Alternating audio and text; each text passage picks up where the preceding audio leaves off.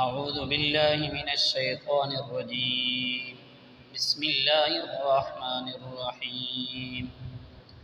وإذ قال موسى لقومه إن الله يأمركم أن تذبحوا بقرة قالوا وتتخذنا هزوا قال أعوذ بالله أن أكون من الجاهلين.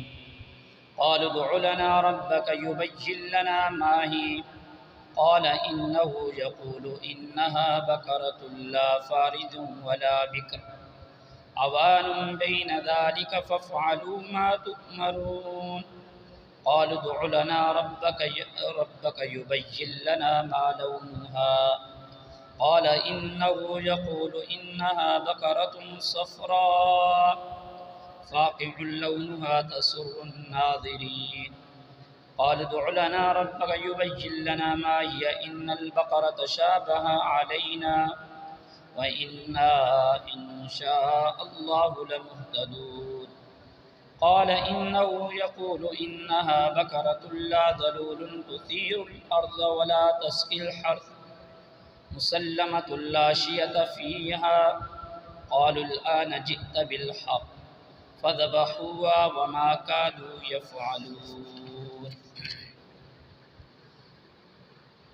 صدق اللہ العظیم. سورۃ البقرہ آیت نمبر 67 سے لے کر آیت نمبر 71 تک اس کا درس قرآن ہے.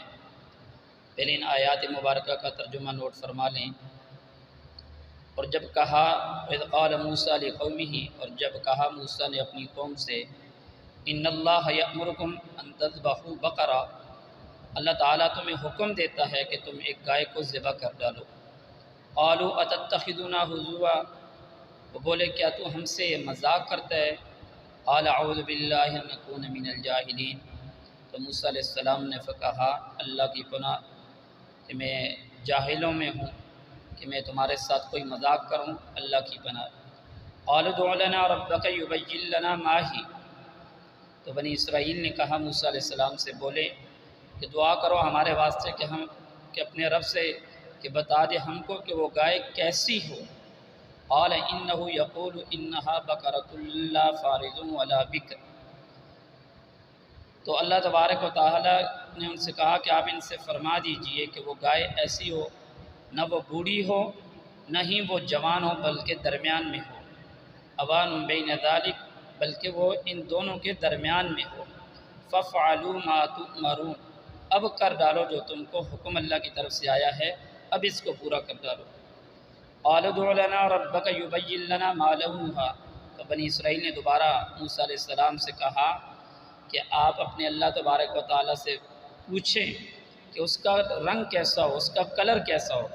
قال انہ یقول انہا بقرۃ صفراء، تو اللہ تبارک و تعالیٰ نے کہا موسیٰ علیہ السلام سے کہا کہ وہ فرماتے ہیں کہ وہ ایک گائے ہے زرد خوب گہری. فاقع لونها تسر الناظرین، اس کی زردی خوش آتی ہے دیکھنے والوں کو. یعنی اب آپ نے جتنی باتیں کر رہے ہیں اس سے زائد اللہ تبارک و تعالیٰ کی طرف سے ان پر احکامات اور اس گائے کے بارے میں احکام نازل ہو رہے ہیں. قالوا ادع لنا ربک یبین لنا ما ہی، کہا بولے کہ ہمارے واسطہ کہ ہمارے رب کے بتا دے کہ ہم کس قسم میں ہیں، کہ وہ کیوں کہ اس گائے میں شبہ پڑا ہے. ان البقرۃ تشابہ علینا، کہ بے شک اس گائے کے بارے میں ان کو ہمارے بارے میں کیا شبہ ہے. وَإِنَّا إِن شَاءَ اللَّهُ لَمُهْتَدُونَ، اور ہم اگر اللہ نے چاہا تو ضرور راہ پا لیں گے. قال إِنَّهُ يَقُولُ إِنَّ بَقَرَةٌ لَا ذَلُولٌ تُثِيرُ الْأَرْضَ وَلَا تَسْقِي الْحَرْثَ، کہا وہ فرماتا ہے کہ وہ گائے ہے محنت کرنے والی نہیں ہے، جوتنی ہو زمین کو یا پانی دیتی ہو کھیتی کو. وَلَا تَسْقِي الْحَرْثَ مسلمۃ لا شیۃ فیہا، بے عیب ہے کوئی داغ اس میں نہیں. قالوا الآن جئت بالحق، اب بنی اسرائیل نے کہا کہ اب آپ ہمارے پاس ٹھیک بات لے کر آئے ہیں. فذبحوها وما كادوا يفعلون، پھر اس کو ذبح کیا، وہ لگتے نہ تھے ایسا کر لیں گے. یہ جو آیتیں ہیں ان کا واقعہ حضرت موسیٰ علیہ السلام کے زمانے میں پیش آیا. اس واقعے کی تفصیل کچھ یوں ہے کہ حضرت موسیٰ علیہ السلام کے زمانے میں ایک قتل ہو گیا، تو اس قتل کی تحقیق یعنی وہ قاتل کا پتہ نہیں چل رہا تھا۔ تو ہوا کچھ یوں کہ ایک شخص سے اس کی بیٹی کا رشتہ مانگا تو اس نے انکار کر دیا، تو اس شخص نے اس کے بدلے میں اس شخص کو قتل کر ڈالا۔ اب قاتل کا پتہ نہیں چل رہا تھا، تو مقتول والوں نے حضرت موسیٰ علیہ السلام کے آگے یہ بات رکھی کہ آپ ہمیں اللہ سے پوچھ کر بتائیں کہ یہ کون ہے اس کا قاتل۔ تو اللہ تبارک و تعالیٰ کی ذات نے ان سے کہا کہ آپ ان سے کہیں کہ آپ ایک گائے کو ذبح کریں، اور گائے ذبح کرنے کے بعد وہ اس کی دم جو ہے وہ آپ اس مردے کے ساتھ لگائیں گے، وہ زندہ ہوگا، وہ آپ کو بتا دے گا۔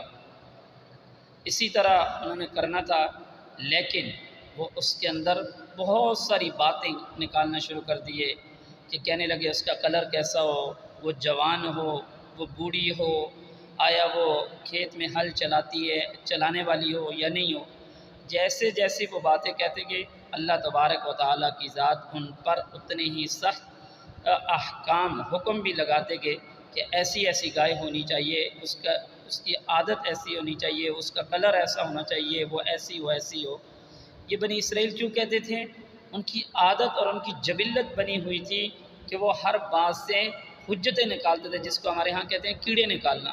ان کے اندر بھی یہی تھا، ورنہ حدیث شریف کے اندر آتا ہے کہ اگر وہ حجتیں نہ کرتے تو اتنی قیدیں ان کے ذمے نہ ہوتی، بلکہ وہ گائے کو ذبح کر دیتے، تو اللہ تبارک و تعالیٰ کی حکم سے اگر وہ گائے کو ذبح کر دیتے تو ان کے لیے ایسی سخت سزائیں مقرر نہ ہوتی۔ جب انہوں نے ایسا ہی کیا کہ گائے کو ذبح کیا، اور گائے کو ذبح کرنے کے بعد جب دوبارہ انہوں نے اس قاتل جب اس قاتل کا نام اس نے بتایا، وہ بندہ زندہ ہوا، اس نے قاتل کا نام بتایا، تو وہ دوبارہ وہ بندہ وہیں پہ فوت ہو گیا۔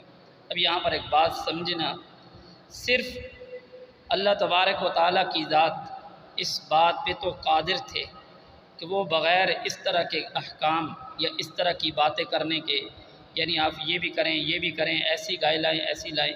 اللہ تبارک و تعالیٰ تو خالق کائنات ہے، تو وہ تو ویسے ہی اس کو زندہ کر دیتے۔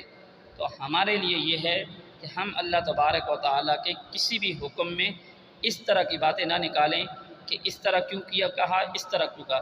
اللہ کے احکام، اللہ کی مرضی کو ہمیں حق حاصل نہیں ہے کہ وہ کس حکمت اور کس مصلحت کے تحت اللہ تبارک و تعالیٰ نے ان کو یہ بات کہی ہے۔ ہمارا کام ہے کہ ان باتوں کو ماننا، بلکہ اس کے ساتھ ساتھ ہمارے لیے بھی یہ چیز ہے، جب دین کی بات آ جائے ہم اس کو مانیں۔ ہم یہ نہ کہیں یہ بات ہوئی کیوں ہے، یہ بات کس طریقے پر ہو چکی ہے، نہیں، یہ بات تو اس طرح ہونی چاہیے۔ دین آج نازل نہیں ہوا ہے، دین آج سے 1400 سال پہلے نازل ہوا ہے۔ اللہ تبارک و تعالیٰ سے دعا ہے کہ اللہ تبارک و تعالیٰ ہمیں دین کی باتوں پر عمل کی توفیق عطا فرمائے۔